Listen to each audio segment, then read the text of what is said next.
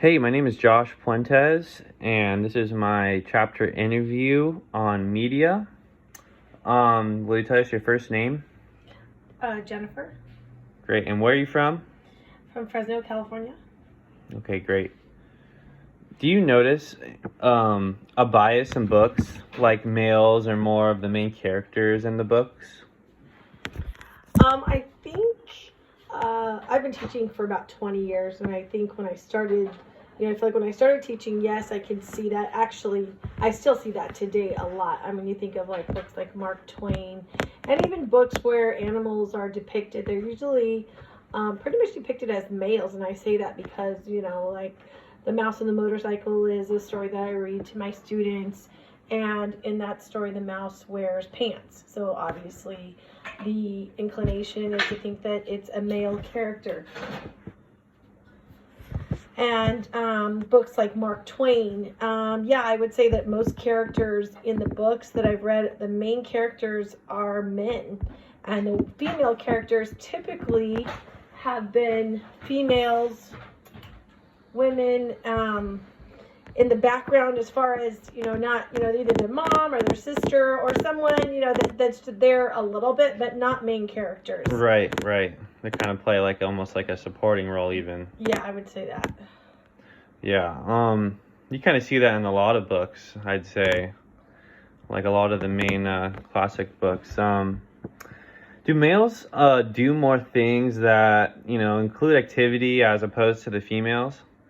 Yeah, I would say, like I said, you think of Mark Twain, you think he's very active, always doing something. I think when we read, even in our science book, talking about textbooks, not just, fiction or nonfiction, or fiction books, but nonfiction books like textbooks, you have your people in history and science. Mainly, I can only recall reading about males.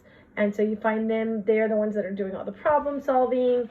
And, females that may have done things, they were small bits and parts that helped the male to accomplish something, but not that I recall having major roles in the past. I'm seeing more of that changing now in books.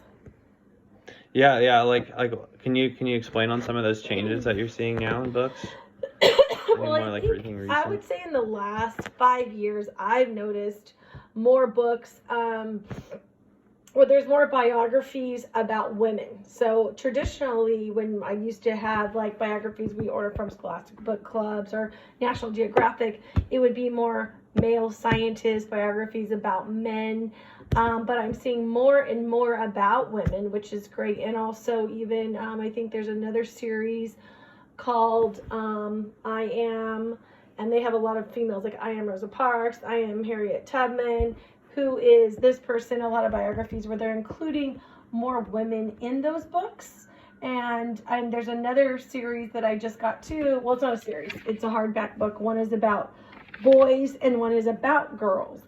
But those are very good. They're kind of gender more equal, where they're saying it's okay for boys to do things that typically girls would do.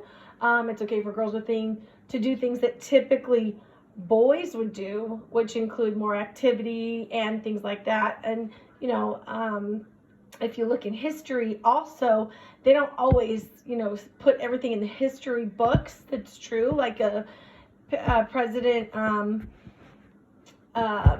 Truman, he actually wore a dress when he was a baby, and the color back then was pink. That's not in the history books, even though we know that to be true. So it's kind of interesting. Wow, yeah, that's just kind of stuff you never think about and people don't want you hearing. Do you have any support for this? Why do you think it's important?